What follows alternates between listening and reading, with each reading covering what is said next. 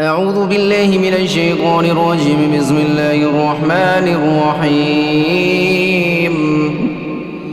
يا أيها المزمل قم الليل إلا قليلا نصفه أو انقص منه قليلا أو زد عليه ورتل القرآن ترتيلا إنا سنلقي عليك قولا ثقيلا إن ناشئة الليل هي أشد وطئا وأقوم قيلا إن لك في النهار سبحا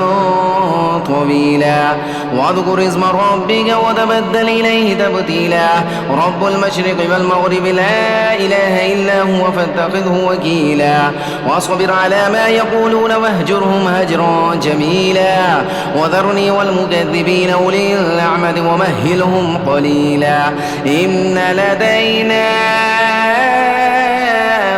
أنكالا وجحيما وطعاما ذا غصة وعذابا أليما يوم ترجف الأرض والجبال وكانت الجبال كثيبا مهيلا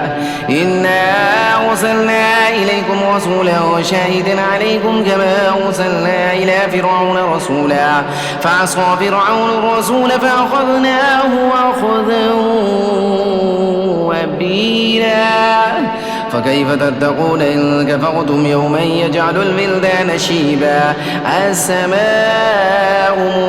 منفطر به كان وعده مفعولا إن هذه تذكرة فمن شاء اتخذ إلى ربه سبيلا إن ربك يعلم أنك تقوم أدنى من ثلثي الليل ونصفه وثلثه وطائفة من الذين معك والله يقدر الليل والنهار علم أن لن تحصوه فتاب عليكم فاقرؤوا ما تيسر من القرآن علم أن سيكون منكم مرضى وآخرون يضربون في الأرض يبتغون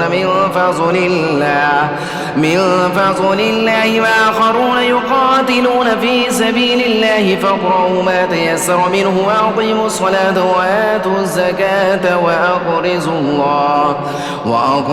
الله قرضا حسنا وما تقدموا لأنفسكم من خير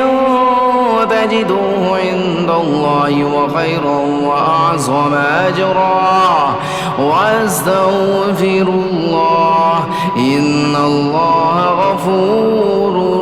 رحيم. صدق الله العظيم.